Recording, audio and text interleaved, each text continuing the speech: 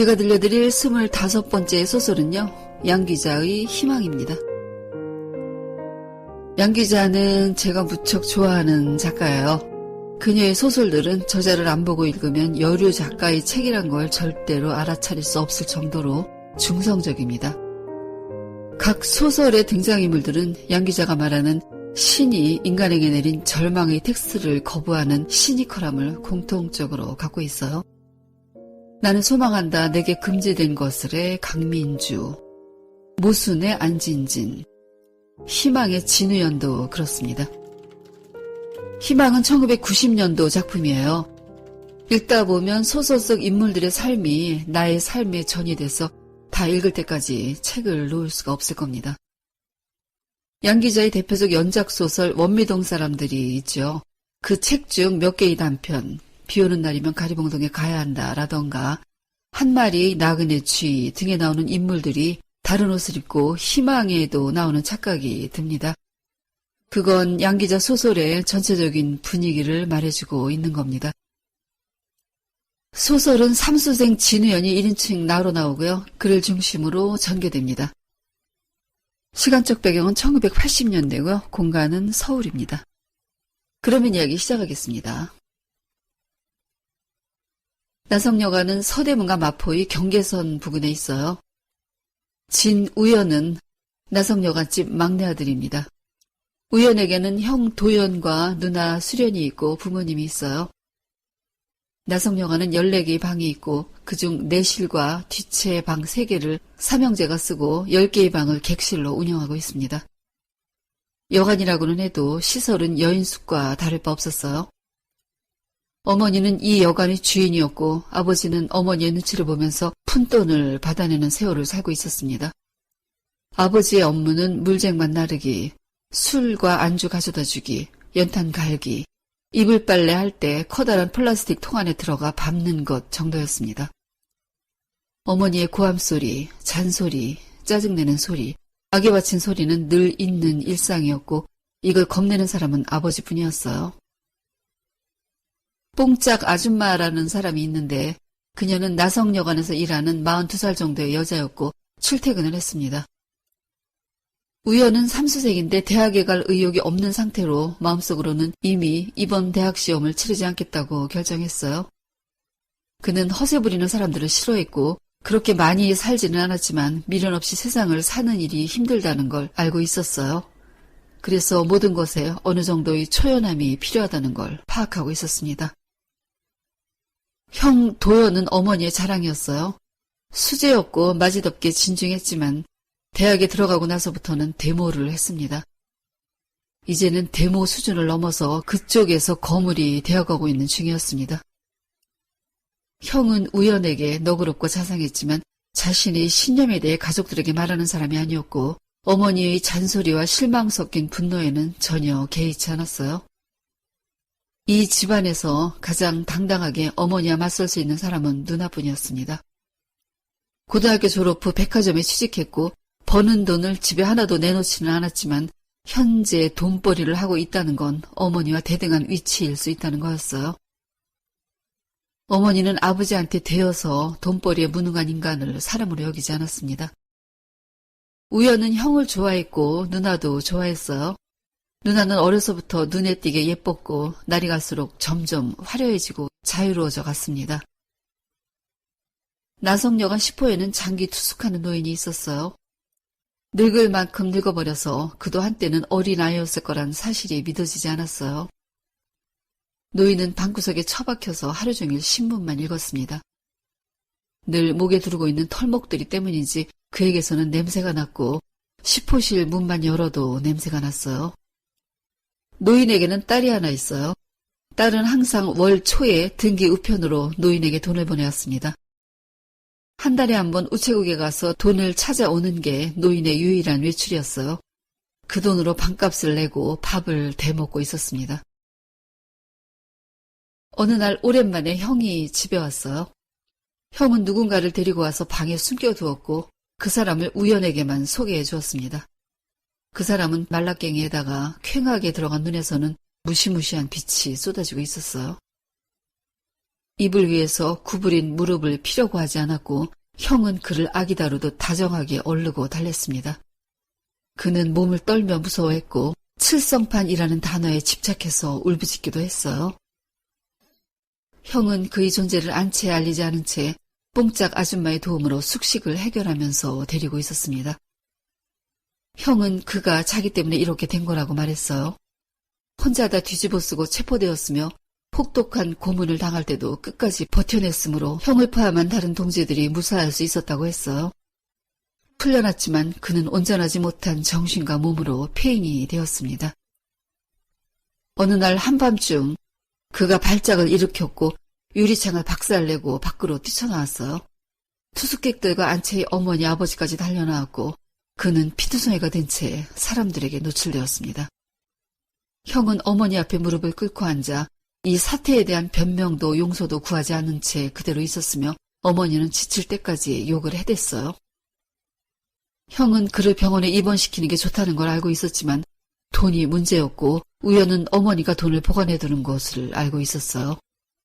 형은 어머니의 돈으로 그를 데리고 집을 나갔습니다. 잠잠해지면 돌아오겠다는 말을 우연에게 남겼어요. 구호실에 새로운 장기 투숙객이 들어왔습니다. 동네 교회 신축 공사장에서 일하며 공사가 끝날 때까지 투숙하기로 했어요. 40살 정도 되어 보이는 그는 우연에게 앞으로 잘 지내자는 말을 하며 어깨를 툭 치고 지나갔는데 평소 이런 식으로 툭툭 치는 사람을 싫어했지만 구호실 아저씨에게서는 왠지 괜찮은 느낌을 받았습니다. 누나가 사귀고 있는 남자를 소개해주겠다면서 우연을 데리고 나갔는데 그 남자는 돈만 많아 보이는 40살쯤 먹은 배불뚝이었어요.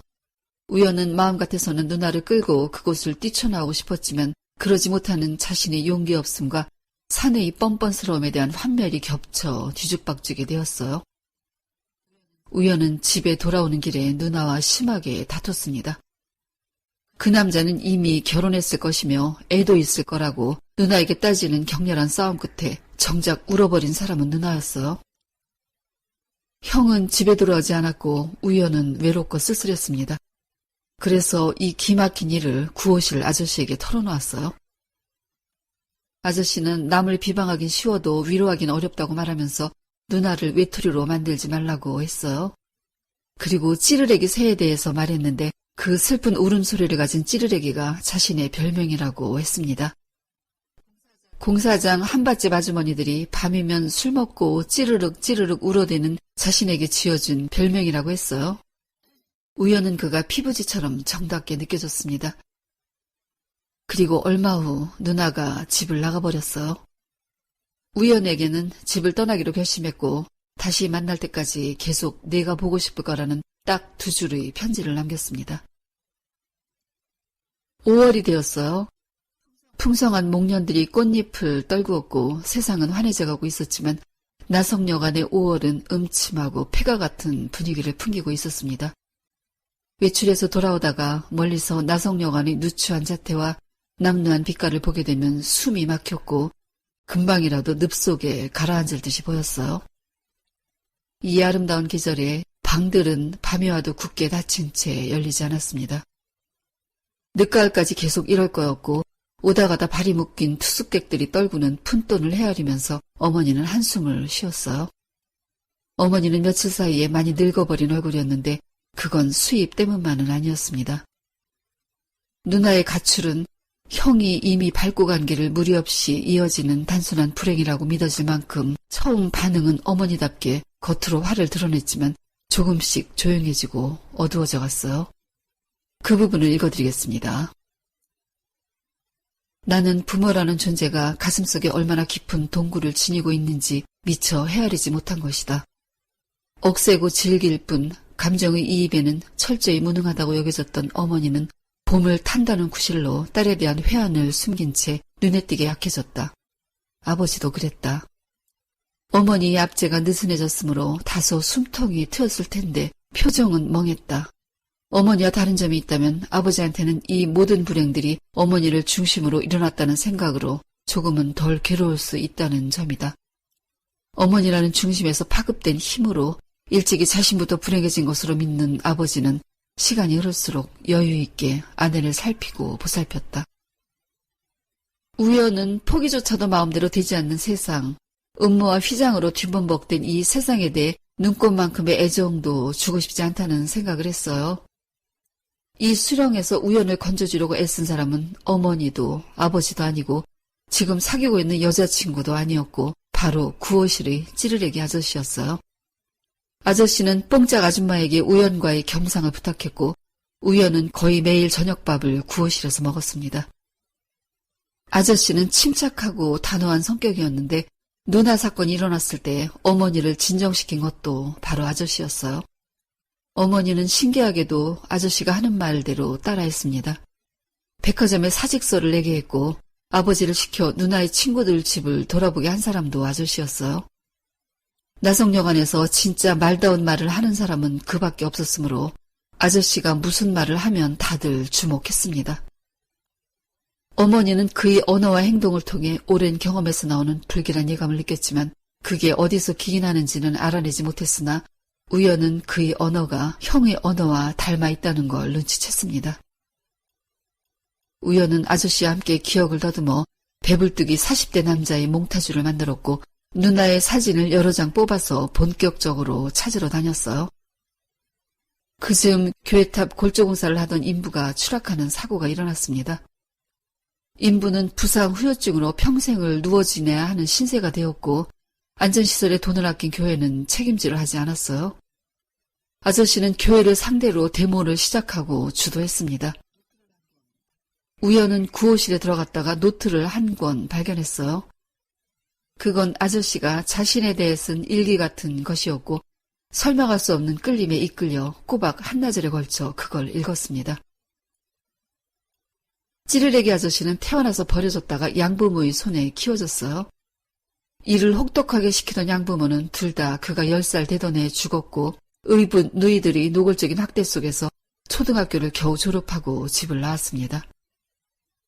그의 첫 밥벌이는 철물점이었어요.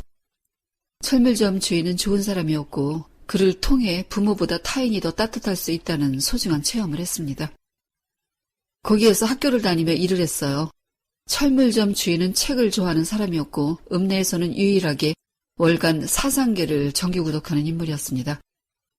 덩달아 책에 취미를 붙이게 되었어요. 아저씨는 그 무렵 어렴풋이나마 자신의 인생이 남들에 비해 그다지 나쁜 것만은 아니라는 사실에 위로받아가고 있었습니다. 자신을 버린 모든 사람들에게 품고 있던 원망이 부질없는 걸 깨달으면서 얼굴도 모르는 생모를 용서하였고 유산 문제 때문에 자신을 학대하고 내쫓기 위해 혈안이 되어 있었던 누이들도 용서했어요. 고등학교 졸업반 때 교장 추천의 유일한 학생으로 읍내 통조림 공장의 회계의 서무로 취직을 했습니다. 이제 살기만 하면 된다고 생각했어요. 싸우는 삶이 아닌 사는 삶을 사게 된 거였죠. 그런데 회사 사정이 나빠지고 결국 공장이 해체됩니다. 1978년 초 가방 하나 달랑 들고 오랫동안 의탁했던 고장을 떠나 서울로 왔습니다. 당시 구로나 가리봉동에는 하루에 2번이라도 일자리를 옮길 수 있을 만큼 공장 직공으로 쉽게 취직할 수 있었어요. 주물 공장에 들어가 서울 생활을 시작했습니다. 거기서 여자를 만났는데 그녀의 이름은 미혜입니다. 서로가 서로에게 좋은 사람이라는 말을 주고받으면서 서로의 냉랭한 가슴을 위로할 수 있다는 새삼스러운 삶의 이치가 의식의 문을 두들겼어요.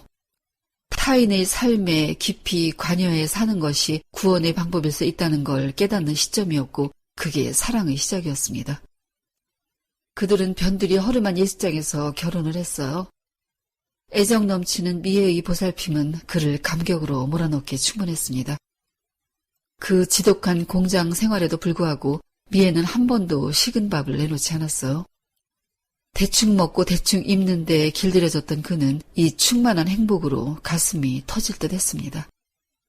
그가 알고 있는 빈약한 말들로는 이 꿈같은 시간을 표현해낼 수도 없었어요. 미혜는 아들을 낳았습니다. 그는 날마다 힘차게 일터로 달려가 굵은 땀방울을 흘렸고 저녁이면 빈 도시락통을 달그락거리며 들어왔어요.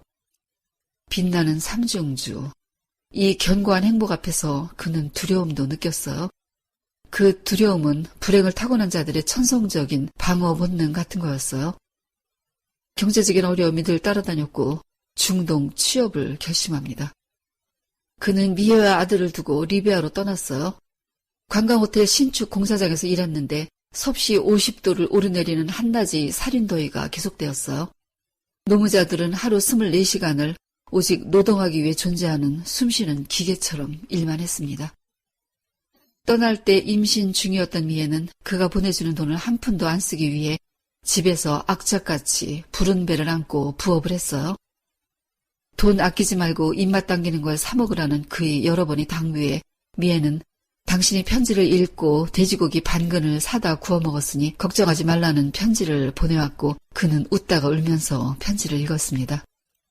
당시 리비아에 있는 간부들이 한국에 있는 아내들은 살을 빼기 위해 에어로빅을 배운다거나 보너스로 피아노를 사고 언제 돌아오냐고 앙탈인데 자신의 아내는 돼지고기 반근 사 먹은 것도 사건이라고 자랑스럽게 편지에 쓰고 있었던 거였어요. 그 대목입니다.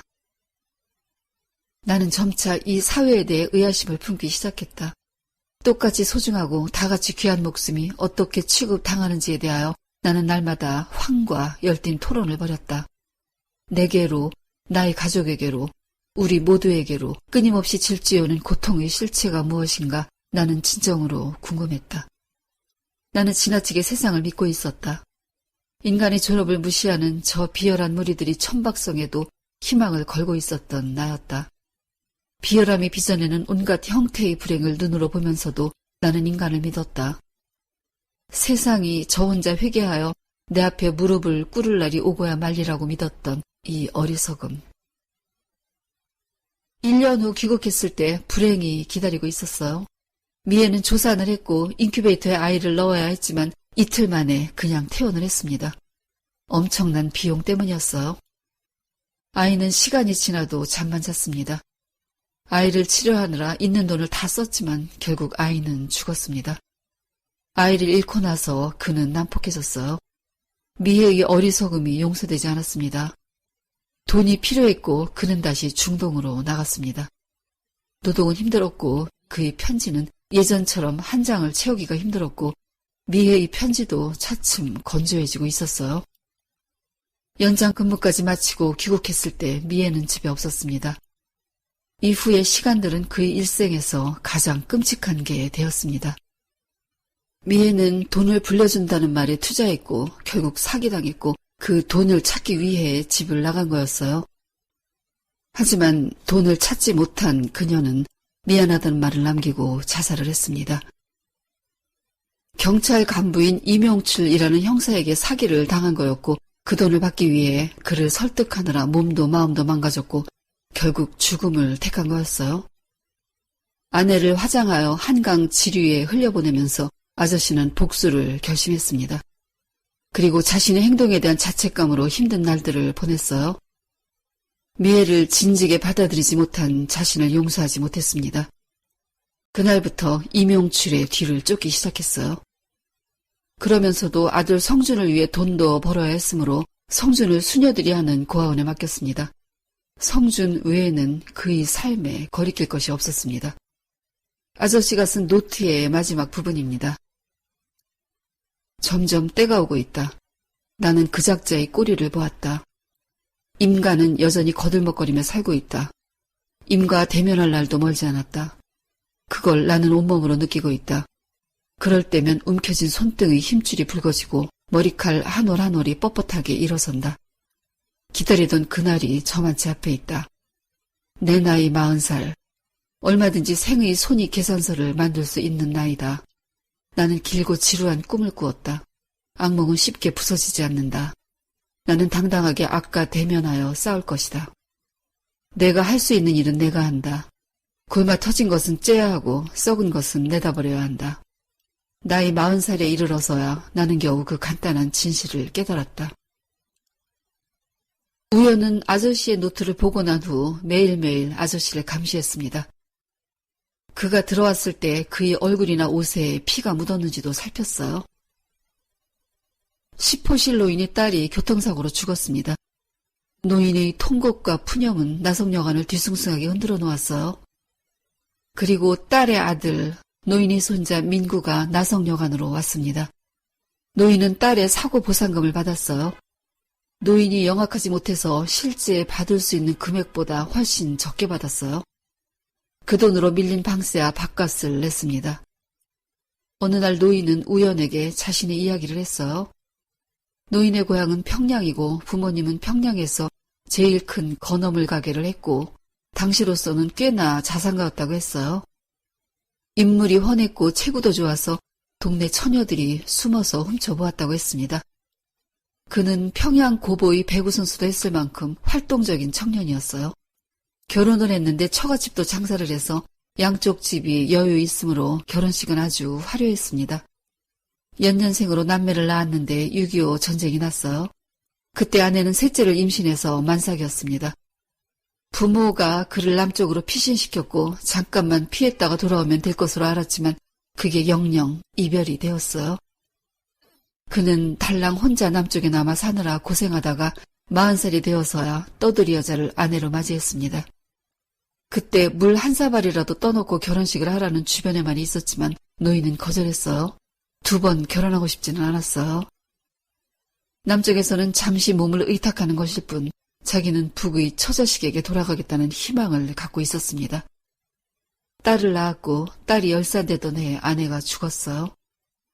노인은 고향집의 풍금소리가 그리워 초등학교에 숨어들어가 음악 시간을 엿보다가 도둑으로 몰린 적도 있었고 풀빵장수를 하다가 개천에 리아카를 처박아 버려 미천까지 날린 적도 있었고 공사장에선 뚝심이 없다고 내쫓겼어요.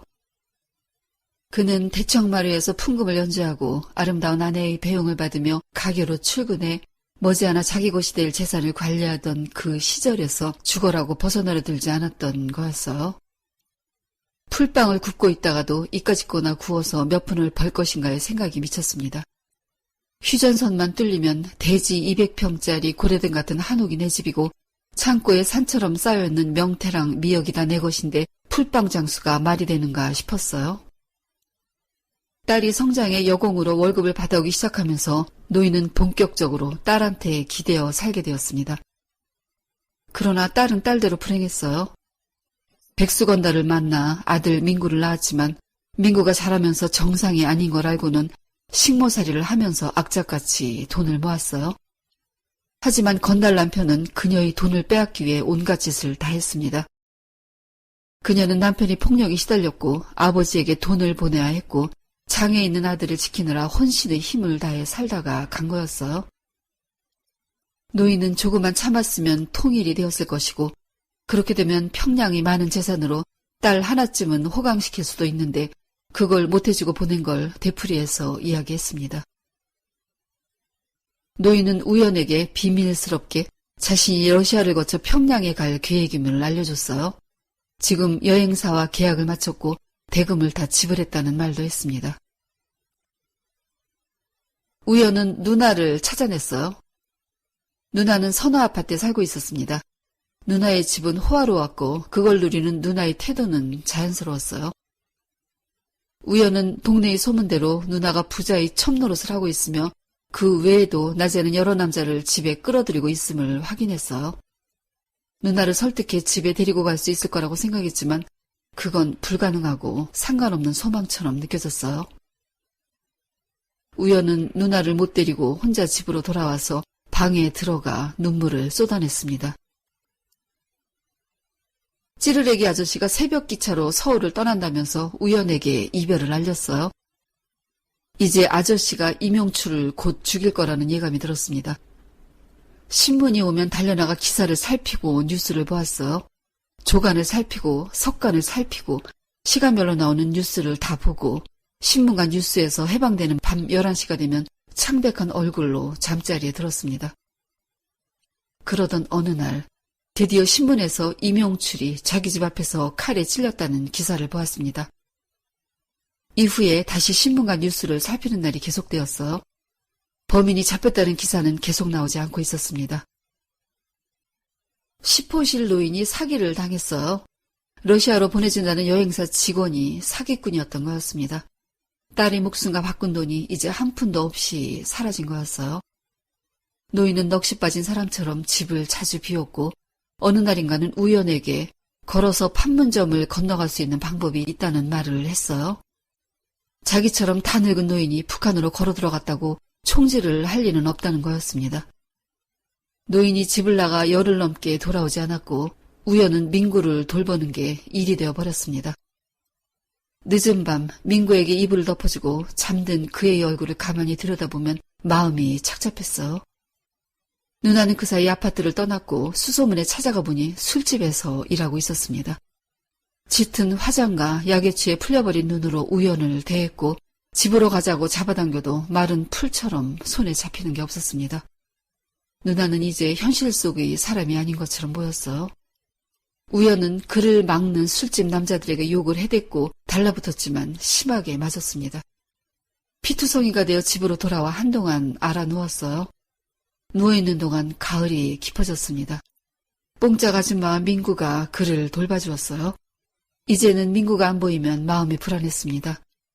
누워있는 동안 입에 담배를 물려주고 신문을 가져다주고 창문을 열거나 닫아준 사람도 민구였어요. 그는 민구의 간호를 받으며 평화로움을 느꼈습니다. 이 평화로움은 일찍이 민구 이외에는 누구도 자신에게 보여준 적이 없다고 생각했어요. 형이 체포되었습니다. 형이 칼로 누군가를 찔렀다는데 다름 아닌 이명출이었어요. 찌르레기 아저씨의 원수인 이명출을 왜 형이 그랬는지 그 연결점을 알 수가 없었어요. 형의 여자친구이며 정치 신념의 동반자인 홍정미와 연락을 했고 그녀는 우연을 만나러 왔습니다. 그녀에게서 모든 이야기를 들었어요. 이명출은 고문 기술자였고 그를 처단하기 위해 그동안 계획을 치밀하게 짜고 진행해왔다는 거였어요. 형의 체포 소식은 어머니를 고목이 넘어지듯 쓰러뜨렸습니다. 정신을 차리고 어머니가 처음으로 한 말은 오늘부터 여관 손님을 받지 말라는 거였어요. 나성 여관은 형의 체포와 더불어 문을 닫은 셈이 되었습니다. 여관 간판을 밝히는 백열구에 불이 켜지지 않자 나성 여관은 그나마의 밝음마저 사라진 채 폐가처럼 한량없이 어둡고 을씨년스러워졌습니다. 홍정민은 자주 와서 형의 소식을 전해주었어요. 논리 있고 정확한 언어를 썼으며 망설임 없이 사실을 전해주었습니다. 형의 행동이 갖고 있는 정당성과 시대적 사명감과 앞으로의 일의 전개에 대해 조목조목 알려주었어요. 징역은 살겠지만 몸만 갇히지 정신까지 갇히진 않을 것이며 재야 단체들이 나서서 구명을 위해 노력하고 있다고 말했습니다. 그런 아들을 가졌으니 주눅들지 말아야 한다고도 말했어요. 그녀는 어머니의 손을 잡고 스스럼 없이 위로했습니다. 어머니와 아버지는 홍정미에게 온전히 의지했고 그녀의 말을 모두 믿었습니다. 시포실 노인이 사망 통지서가 나성여관으로 날아들었어요. 행렬병자로 처리되어 갈마릅 공동묘지에 감회장했다는 연락이었습니다. 노인은 휴전선과 가까운 소읍이 시외버스 대합실에 쓰러져 있었으며 병원에 옮겼으나 일주일 만에 숨졌다고 했습니다. 죽기 전에 나성여관 주소를 대면서 거기에 있는 손주를 좋은 데로 보내달라는 유언을 남겼다고 했어요. 나성여관에서 노인의 죽음은 잠시 놀라움이 있었을 뿐 형의 큰 사건 때문에 금세 잊혀질 것이었지만 우연은 그렇지 않았습니다. 그 대목입니다. 노인이 기어이 걸어서라도 소련이나 일본으로 돌아가지 않고 평양으로 직진하겠다고 나선 의미를 이제는 내가 붙잡아야 한다고 막연히 느끼고 있는 것은 왜일까? 아무도 노인의 객사를, 그 진정한 의미를 제대로 해석할 수는 없다. 노인의 죽음을 올바로 해석할 수 있는 사람은 나밖에 없다. 나는 이제 이 땅의 피 흘리는 탄식에서 자유로울 수 없다. 이것이 노인이 내게 남긴 숙제다. 나는 정말 미치겠다. 민구를 고아원에 빨리 보내라는 아버지 재촉에 우연은 며칠만 데리고 있겠다고 했어요. 우연은 이 일을 홍정미에게 부탁하면 잘 될 거라 생각했고 실제로 홍정미는 햇빛 마을이라고 선배가 봉사하는 천안 부근의 고아원에 보내자고 했습니다. 거긴 고아원 이상의 고아원이고 그 선배는 좋은 사람이라고 말했어요. 우연은 민구를 그곳에 데려다 주었습니다. 겨울이 되었어요. 우연은 나성여관 뒤치에 홀로 남아 어둠 속의 적막을 견디어냈습니다. 그리고 형을 면회하러 갔어요. 그날은 학력고사 날이었고 우연은 시험을 보이지 않았습니다. 시험을 마친 수험생들이 보낼 광란의 그 밤을 서울에 있고 싶지 않았으므로 그날을 면회의 날짜로 잡았습니다. 형을 만나자 형이 없어서 그 많은 일을 견디느라 지독하게 외로웠다고 말했어요. 형은 놀랍게도 우연을 보는 눈에 눈물을 가득 담고 있었습니다. 나성여관이 재개발 계획에 포함되어 이제 떠날 때가 되어가고 있었습니다. 이사 날짜가 잡히고 어느 날 밤 호련히 누나가 왔다 갔습니다. 누나는 안채에 들리지 않고 자기 방에서 조용히 머물다 갔어요. 그 밤 동안 우연은 연탄불을 지켰습니다. 자기 방에 들어있는 윗불을 빼다가 누나 방에 넣은 다음 불구멍을 있는 대로 열어놓았어요. 누나가 따뜻한 방에서 한숨 달게 잘 수 있기만을 빌었습니다. 그 대목입니다. 누나는 가버리고 말았다. 언제 다시 오겠다는 말도 없이, 내 덕분에 정말 따뜻한 밤을 보냈다는 인사도 없이 가버렸다. 아무도 누나가 다녀간 사실을 눈치채지 못했다. 누나는 그렇게 나성여관이 자기 방에서 짧은 밤을 보내고 다시 자기 세계로 건너가 버렸다.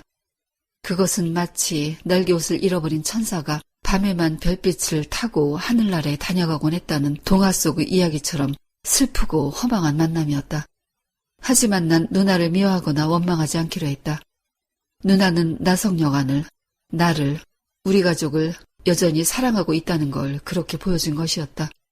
그것만으로 나는 충분했다. 이사하는 날 아버지는 간판을 떼내 보관하겠다며 이삿짐에 넣었어요. 우연은 트럭 운전석 옆에 자리가 남았지만 따라가고 싶어서 혼자 떨어졌습니다. 골목에 서 있는데 찌르레기 아저씨가 나타났어요. 함께 안으로 들어가 구호실 문을 열어보고 아저씨는 떨리는 목소리로 이야기했습니다. 그 대목입니다. 너는 몰랐겠지만 나는 늘 내게서 큰 힘을 얻곤 했었다. 생각할수록 기이한 인연이야. 너를 뿌리치고 부산으로 달려가 만반의 준비를 하고 있을 때도 종종 너를 떠올렸었지. 그러나 내 형이 나보다 빨랐어. 처음엔 내가 그토록이나 궁금하게 여겼던 사람이 내 형이란 사실이 정말이지 믿어지지 않더라. 아저씨는 지금 아들 성준과 같이 살고 있다고 했어요. 낮엔 몸 아끼지 않고 일하고 밤엔 아들의 뒤처진 공부를 돌봐주며 아직은 벅차지만 아비 노릇을 하고 있다고 했습니다. 우연과 아저씨는 밖으로 나와서 작별했습니다. 그 대목입니다. 우리는 큰 길이 보이는 곳에서 작별의 악수를 나누었다. 그는 끝내 나에 대해서, 아니 내 앞에 가로놓인 미래에 대해서 한 번도 묻지는 않았다. 나는 그렇게 해준 그가 고마웠다. 소설은 여기까지입니다. 우연과 그의 가족들, 찌르레기 아저씨, 시포실 노인, 이들은 우리나라 현대사에서 순환의 시기를 살았습니다. 물론 그 시기를 살아낸 사람들의 모든 삶이 같지는 않죠. 또 헤쳐나가는 강단도 개인적 차이가 있을 테고요. 그럼에도 이들의 삶은 어찌 이렇게 힘들었는지요. 노인과 6.25 전쟁, 또 가난 속에 살다가 겨우 찾은 행복도 결국 가난 때문에 잃어버린 찌르레기 아저씨. 국가가 해결하지 못한 이념의 문제 속에서 청춘을 잃어버린 우연의 형. 이 사람들을 지켜보는 우연의 힘든 시간.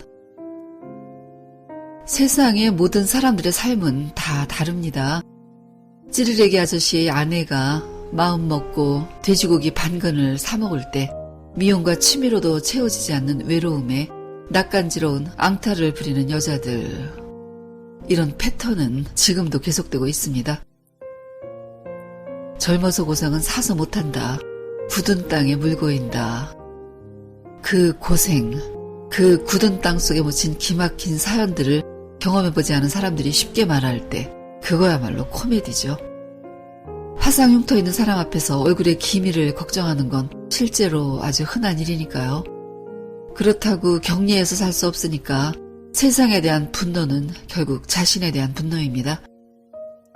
앞이 안 보이는 절망 속에 던져져 본 적이 있다면 희망이라는 게 얼마나 가당치 않은 동아줄이라는 걸 알고 있습니다. 그럼에도요, 그 가당치 않은 동아줄을 잡지 않을 수는 없습니다.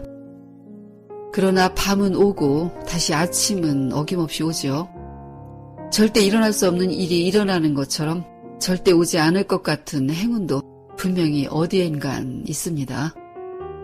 작가는 희망이라는 제목으로 탈출구가 보이지 않는 이들의 삶을 끌어주고 싶었을 겁니다. 희망이라고 하면 희망이라는 관점으로 보게 되는, 한번 보면 그렇게 보이는 착시현상 같은. 책을 덮으며 구호실 찌르레기 아저씨가 고아원에 간 민구를 불러 아들 삼아 두 아들을 데리고 살되 돈을 조금은 더 벌어 소소한 행복 속에 살았으면 하는 생각을 해보는데요. 그건 해피엔딩에 대한 욕구 때문일 겁니다. 드라마나 영화가 해피엔딩으로 끝나길 바라는 것, 어차피 픽션인데 주인공들의 불행한 결말이 내내 싫은 건요, 우리도 희망을 희망하고 있기 때문입니다. 희망. 누군가에게는 내일 끼니를 때울 쌀 한 바가지, 누군가에게는 잡히는 건 없어도 그저 살아갈 용기, 또 누군가에게는 풍족함 속에 더 불어날 재산. 희망의 차별과 다양함이 상대적 박탈감을 주겠지만요, 그럼에도 희망은 절망을 이겨내는 허망하고도 최선일 수밖에 없는 선택 아닐까 합니다. 오늘은 여기까지입니다. 듣느라고 수고하셨어요. 좋은 책 가지고 다시 만나요.